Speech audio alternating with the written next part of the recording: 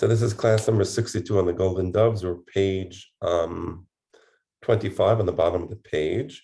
And just before starting, I want to bring the following to your attention. So I'm going to do a screen share. And this is the new website, which we designed in honor of my father, Alav Shalom. The website is yafebeito.com. That's Y-A-F-E, Yafe, Beito, B-E-I-T-O.com. So here you see the website. It has information about my father, and we're going to be updating the classes. We're going to be announcing book publications here. So you should definitely log on to the website. We also have a blog spot where you can ask questions. We have a section where we have a lot of different classes already, Torah, Nevi'im, Ketuvim. So definitely worth to check this website. Having said that, I'm now going to unshare the screen and get to the class. So as I said, this is class 62 on Golden Doves. And bottom of the page, it says on page 25, in opposition to the skeptics who think that a natural script is too wonderful to accept, Maimonides writes. Okay, let me explain the background to this. So the pasuk says in Parashat Kitsa,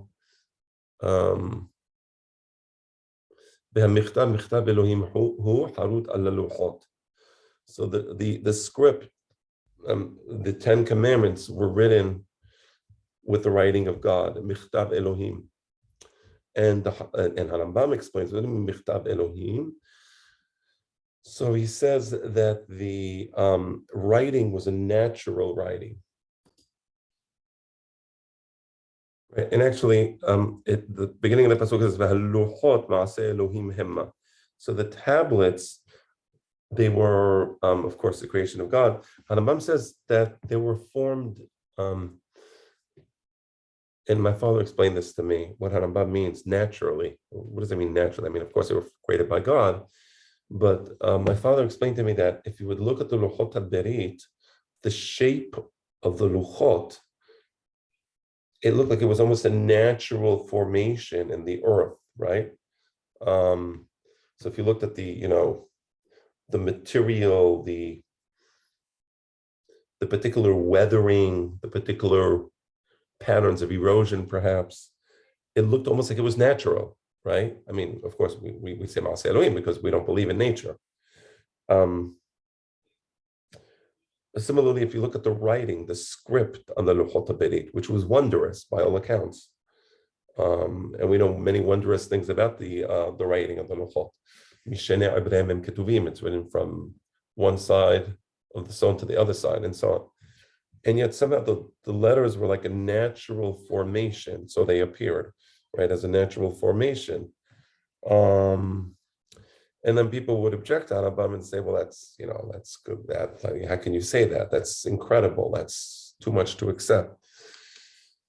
So there were the skeptics who said, "Well, how can Harambam say that the writing was natural? I can understand God, writing it, but to say that God, that nature wrote it, I can't accept that." And of course, we don't believe nature wrote it. That's exactly the point. There is no nature, right? But anyway, in opposition to the skeptics who think that a natural script is too wonderful to accept, Maimonides writes, would you perhaps consider the existence of such a script in the tablets more wondrous than the existence of the stars in their spheres? So, when somebody tells you, you go out to the sky at night and you see the stars and you see the planets and you see the celestial motion of the various celestial objects, and you just say, oh, that's nature. That's, I can kind of understand that nature, put all that in place, and then I can understand, right? Right. Just as they came to exist through his first, that is, unmotivated intention, and we're not made with an instrument, so it was with that script which was written with his first intention, not with an instrument. That's incredible. So the same way when God created the universe, Bereshit bara Elohim et hashamayim v'aretz, and the entire cosmos comes into motion, so to speak. And God guided everything. And everything unfolds in what appears to be a natural process. So somehow the earth forms, and the beautiful formation of the earth, we call it natural, but the formation of the earth is anything but natural. It's really rather remarkable that we have this amazing planet in the middle of this wilderness called outer space. So everything just comes into place based on Hashem's beri'ah, right? So also, the formation of the Luchot is part of the beri'ah of the world. Let that just sink in for a moment. So the same way the stars, they go in the sky. I mean, we know there are galaxies, of course, and we see the stars and we see the galaxies, and we see wonderful things in the ocean, and in the we see the birds flying through the air. We see incredible things, and all these things are just a natural stuff happening. We all know it's from the beri'ah of God. So also the formation of the Luchot HaBerit and the letters that were formed in the Luchot HaBerit were just part of the natural formation that God put into place when he created the world.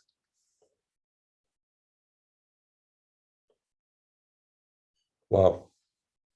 So there was no instrument, meaning you didn't have to have an intervening force. It's not like God needed to have a miracle and said, let there be Luchot HaBerit, right? No, it was part of his original creation. Wow. Now within his work, you already know, continuing in Harambam, the test of the Mishnah, the text of the Mishnah about the 10 things that were created at the twilight of creation. Among these are the writing and the script, the Michtav and the Ketab. So the Michtav and the Ketab were created Ben Hashem Hashot.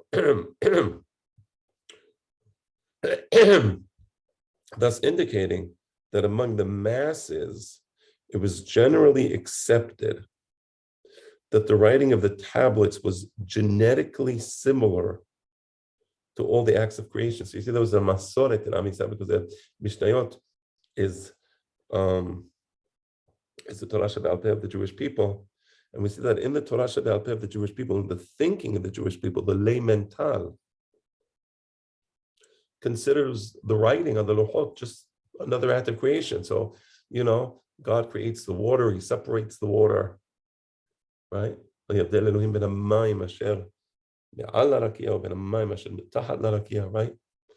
So also the Luchot HaBerit, as we already explained in our commentary to the Mishnah. That's the end of the quote of Harambam. I just want to explain something in Harambam. My father added, if you just go back to page 25, his first intention, right, came to exist through his first intention, that is unmotivated intention. So my father associates first intention. Of course, we don't believe there's a siba in God, right? So my first intention would mean unmotivated. There was nothing that compelled God to create, because God creates as an act of chesed, not as an act of necessity. That's really important. Continuing, the idea of creation as the active speech or writing of God posits, first of all, that the universe is essentially intelligible. Right. If you view the universe as just a series of, oracles and, wondrous things. So you're saying that things just exist. They are, and they're incredible as their existence. There's nothing to be read in there, right? One of the chidushim I said, and I recommend that you watch my class on Bereshit, and perhaps I will place the link down below. And I think it's, I say this humbly, but I think it's a tremendous chidush, that when God creates the me'orot in the fourth day of creation, he says v'hayulim orot birki hashamayim, but he says v'hayule otot u'mo'adim. And I say, what does otot mean? And there's different explanations. And I'm not particularly satisfied with any of the common explanations. Again, I say this with anava. I think the word otot means exactly what it's supposed to mean, letters. V'hayu le'otot, right? You're supposed to read the creations, read the celestial creations, right? There's an incredible message in the Bereshit, in the Maaseh Bereshit, and it's supposed to be read like a book, right? That's why we have Sefer Yesirah. Sefer Yesirah is telling you how to read the creations, right? So that's Vayule Otot, right? And for the Greek mind, of course, the Greeks just view the world as, a metaphysically existing. It just is. And therefore, there's nothing to read. It's unintelligible. In fact, this is the very ground for Einstein's recognition that the eternal mystery of the world is its comprehensibility. Yeah, it really is incredible. It's funny, but it's like, I think to intelligent people, this is so obvious what Einstein is saying. And to unintelligent people, that doesn't make sense. But anyway, Einstein said that one of the great, unbelievable things about the world is the fact that you can understand it. You can decode it scientifically. Why should that be? Furthermore, once nature is no longer perceived in metaphysical terms as the Greeks perceive nature, but as davar or imra of God, once you say that the world is God's speech, God's relation to nature cannot possibly involve pantheistic notions. So a word about pantheism. So of course we reject pantheism. That's not a secret. But once you say that God's relation to nature cannot possibly, or rather that the world is God's speech, obviously there can be no pantheism. Pantheism states that somehow the universe is God, right? So you have today, by the way, people are pantheistic. They have this attitude towards nature, to Mother Nature, right? As though it's a being, and we here are hurting Mother Nature. We're hurting the earth. Many of the fanatic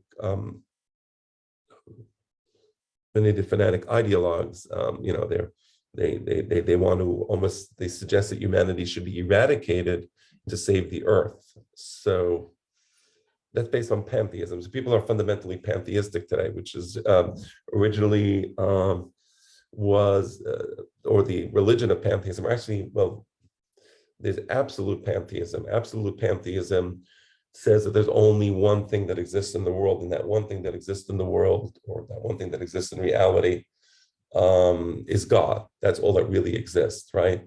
So everything else is kind of an illusion, but there's only God, right?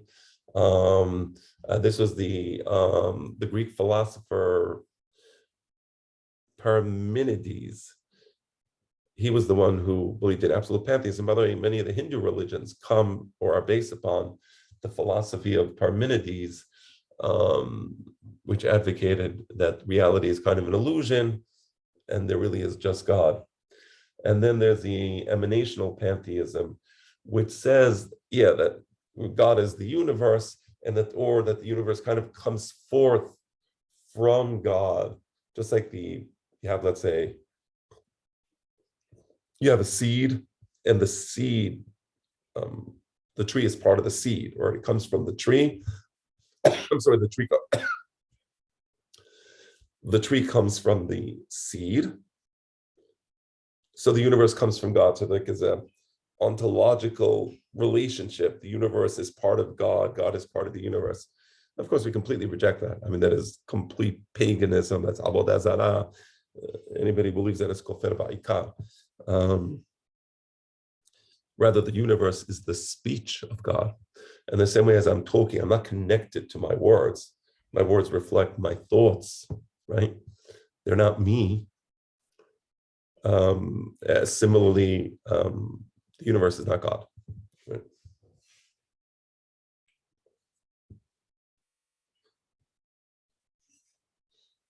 All right.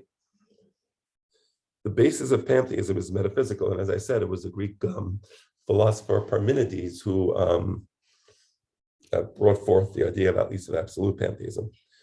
For the Hebrews, the relation of God to nature is semiological, right?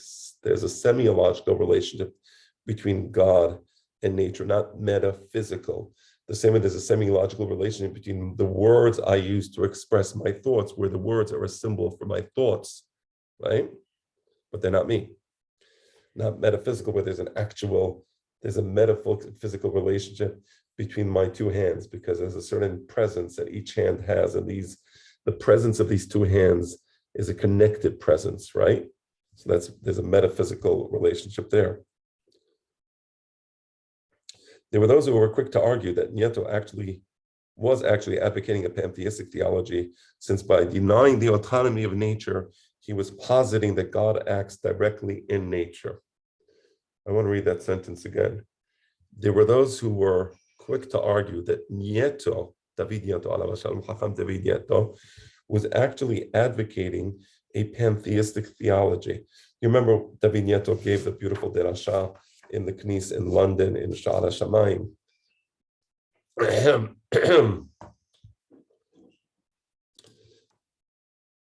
And in this speech, which my father brought in page 20, he says that God is nature. And of course, we all understand when we say God is nature, we mean to say that there is no such thing as nature, right? So getting back to that sentence, so they accused David Nieto of being pantheistic. I want to say that one of the unique features of Jewish history is that we always have supreme idiots who would attack superior minds. And it's always supreme idiots who attack superior minds. I think it's a pity that somebody like David Nieto has to spend his time defending himself, quote unquote, and especially defending himself from idiots. But that's just, that's just an unfortunate facet of Jewish history. One of the great things I think about my father, Alav Shalom, is that he really didn't spend his time trying to address some of the intellectual midgets that inhabit the Jewish landscape. And thank God for that, because it really would have been a waste of time.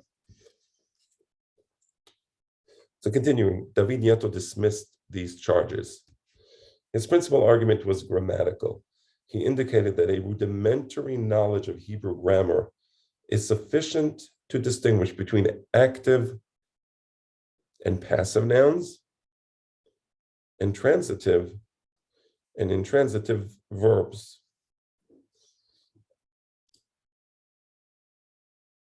Let's deal with an active. So by active noun, what is meant is the active voice. For example, Reuven is going to read the book, as opposed to the book will be read by Reuven, right? So the first is active. This is what Reuven is going to be doing, or Reuven is reading the book, right? As opposed to passive. So that's the difference between an active and passive.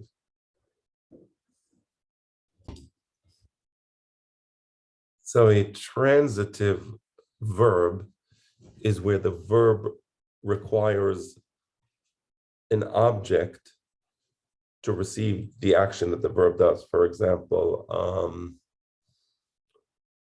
you can say, Reuven discussed. The verb is discussed. You can't just say Reuven discussed. You have to say what he discussed. So you can say Reuven discussed the meaning of Harambam's Yesodei Torah. Right? So discussed is a transitive verb, because it's not enough to have the subject, the Reuven, and the action of the verb discussed, but you need to have an object. So again, the Reuven discussed Harambam. That's a transitive verb.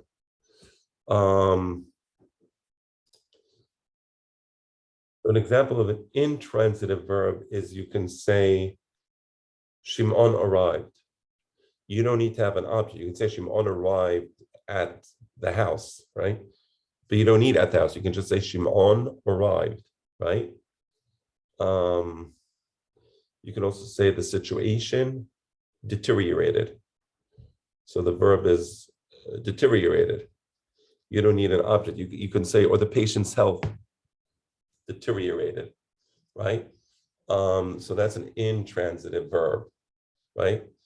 Another example of an intransitive verb is Shimon laughed, right? So the verb is the subject is Shimon, the verb is laughed. So Shimon laughed. You don't need to have an object, right? So that's an intransitive verb. Let me read that sentence again and let's see if we can parse through this. So he indicated that a rudimentary knowledge of Hebrew grammar is sufficient to distinguish between active and passive nouns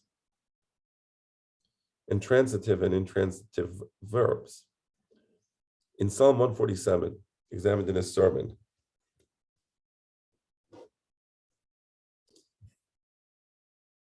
now just to get back to previously, by active noun and by passive noun, what was meant in the previous, going backwards 2 sentences, what was meant is, you sometimes have, for example, Joe whacked the baseball.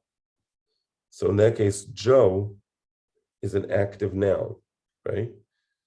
And the baseball is a passive noun, right? Or you can have, for example,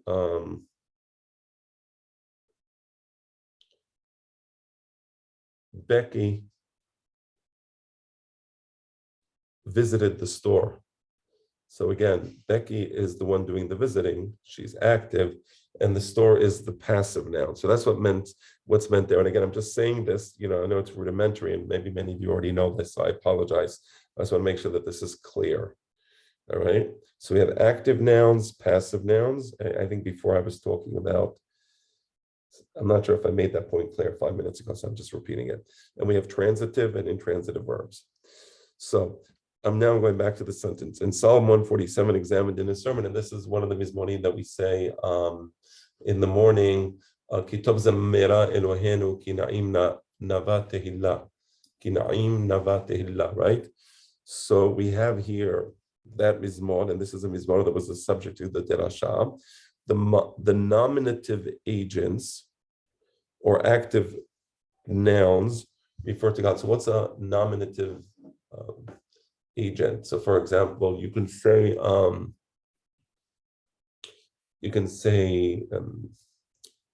Zebulun is a businessman, right? Or Zebulun is a sailor, right? So in this sentence, Zebulun is a businessman or is a sailor. Zebulun is a nominative case, right? Right, because when you say he is, right, a businessman or a sailor, so the word businessman is coming to explain what Mark is, right? It's called a subject complement in English grammar.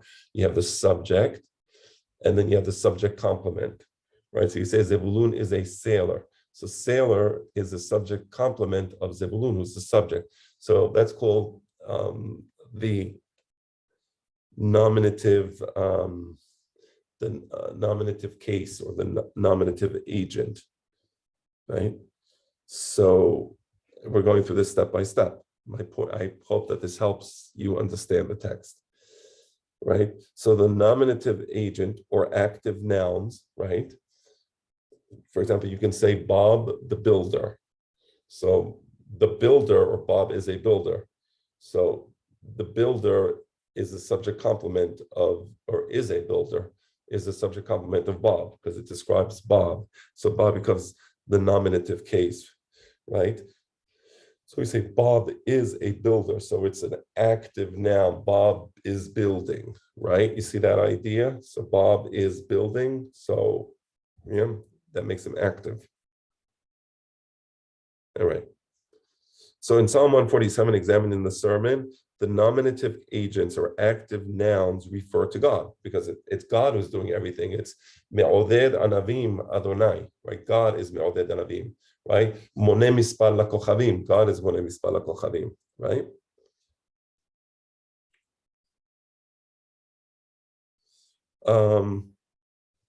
Whereas the passive nouns are the heavens, rain, and mountains, right? So in these pesukim, it's the shamayim. Yeah, please come in.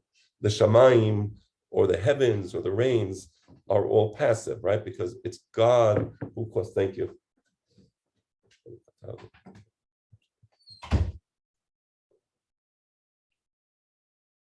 Right.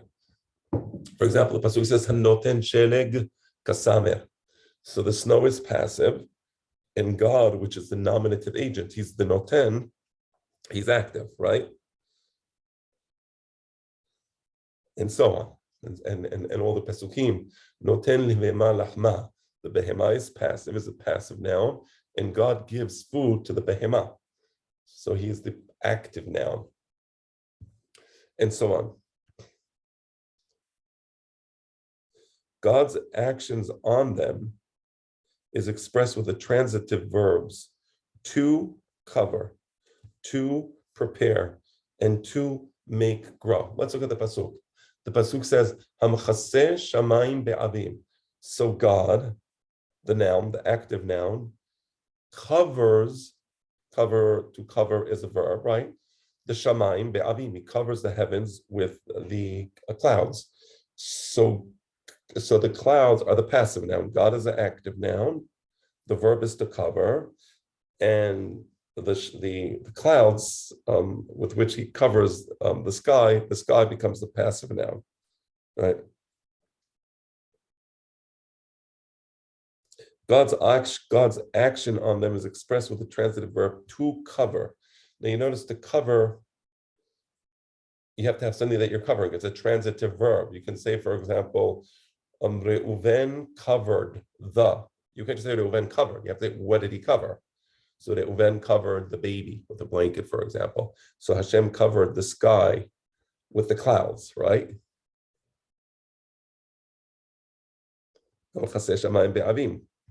To prepare. Where does the word to prepare appear in the Mizmor? Hamechin la'aris matar. God prepares the rain for the earth. So hamechin, and he prepares. So God is the active, and the ares is the passive, right? And to make grow, to prepare and to make grow. So very interesting. Let's see what this means.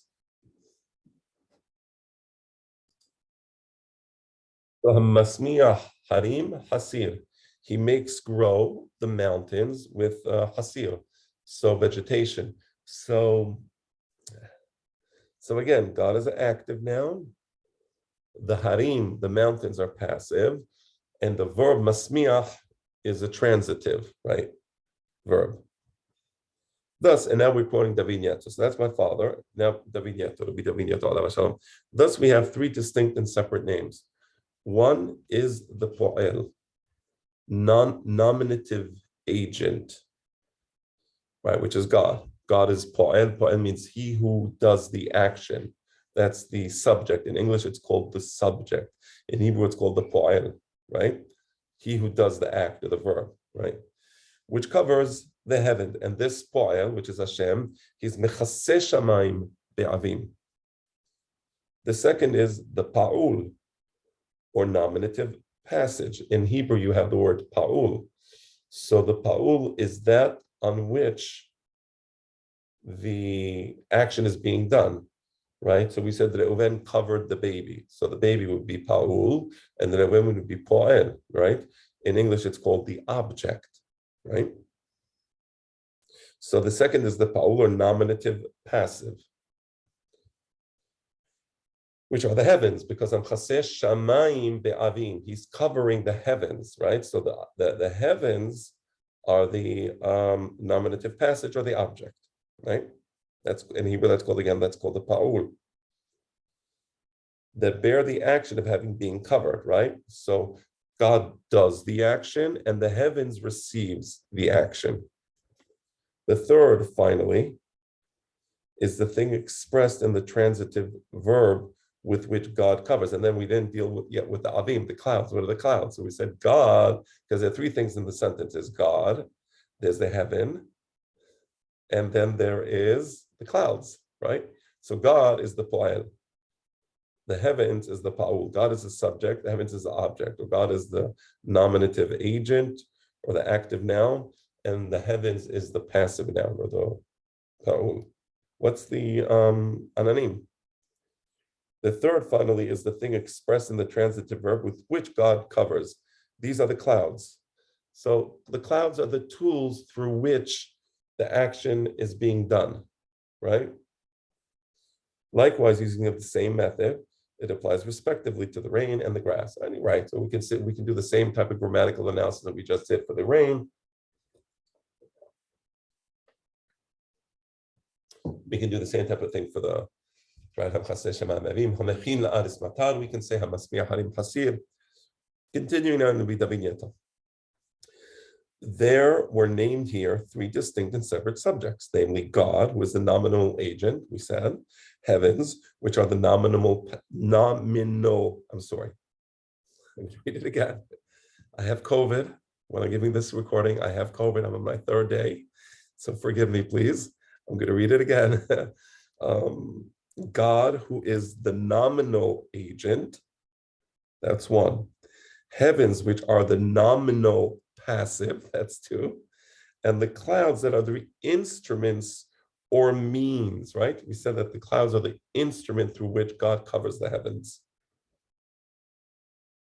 How could it be alleged that in the sermon, the passive noun was mistaken for the agent? So I said there's God, and I said that there is the world, and I said God is nature. This is the Vignetta speaking. I said God is nature. Well, when I say God is nature, do I mean that God is the passive agent? Do I mean he's the object? Right? Well, I couldn't have meant that because there's a subject, there's a verb, and there's an object. There's a po'el and the pa'ul. So obviously when I said God is nature, I didn't mean to say God is the clouds or God is the earth or God is, right, like the pantheistic belief. They believe that everything is just, either an emanation of God or part of God, right? Is that what I meant? Very brilliant analysis. I mean, very intelligent, right? So you would have me confusing the active noun with the passive noun, right? Or have me confuse the active noun or passive noun with the agent itself, but the agent, which is the ananim or the tool, right? I'm sorry, no, scratch that. The agent is God, obviously. God, I'm trying to understand my father's translation. God, the agent, is the subject, is the po'el, and you would be saying that I'm confusing God, the subject, the po'el, with nature, the earth, the pa'ul, or the mountain, the pa'ul. That's what's meant here. How could one be changed into the other? How could it be imputed in me to have said that God is the cloud, that God is the rain, that God is the grass? That's ludicrous, right? And again, bechol dor vador, all right. שבכל דור ודור קמים עלינו לכלותנו. I would add a pasuk, והיא שעמדה לאבותינו. I would add a pasuk, שבכל דור ודור, we have idiots pretending to be a wise man teaching Torah to us and our children.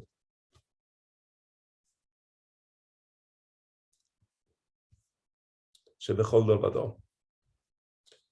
All right. Elohim Yishmor, God have mercy on us. Right. Right. How can it be imputed of me to have said that God is the cloud, that God is the rain, that God is the grass, and therefore the God is fire, water, fire, earth, sun, moon, and the stars, that being a convertible proposition. The creatures are God, and therefore God is his creatures, right? So his defense was really a lovely defense to read. I doubt that any of his detractors would have had the intellectual acumen to understand what he was talking about.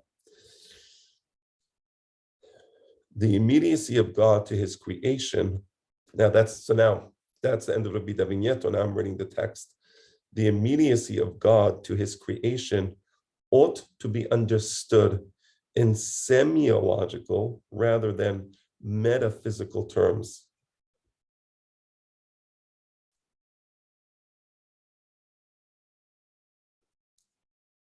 Right, as we said.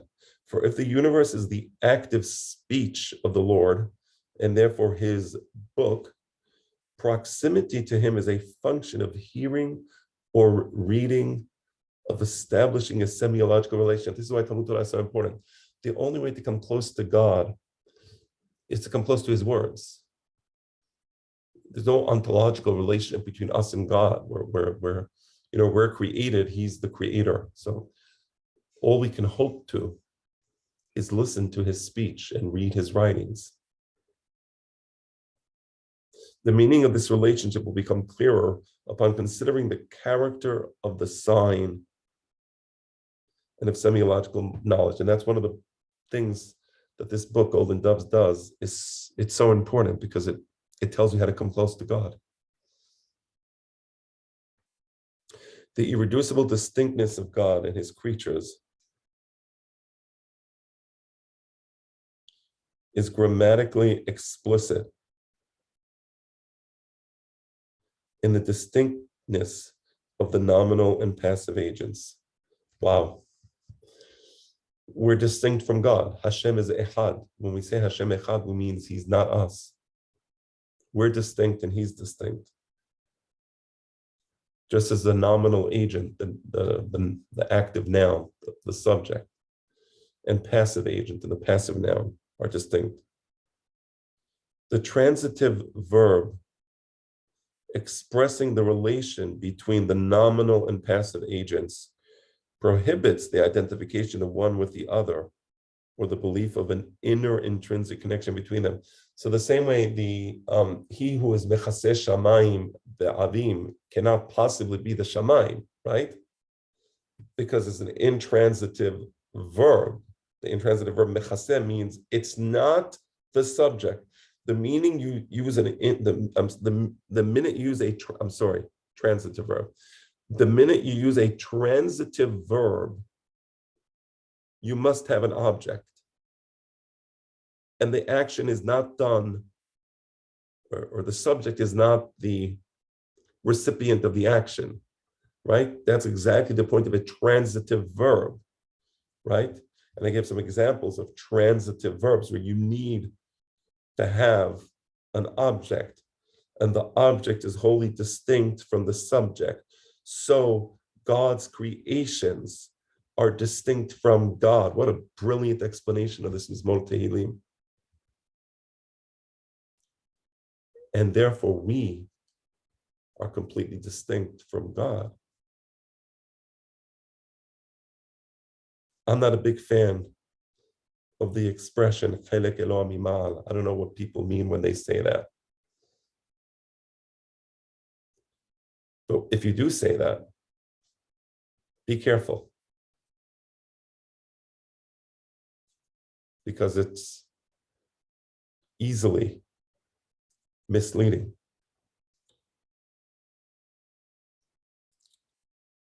Let's continue. Another couple of sentences. Last sentence, I'm sorry. According to Nieto, pantheism presupposes a total disregard for basic grammatical principles. I love that. The importance of grammar. Fantastic. All right.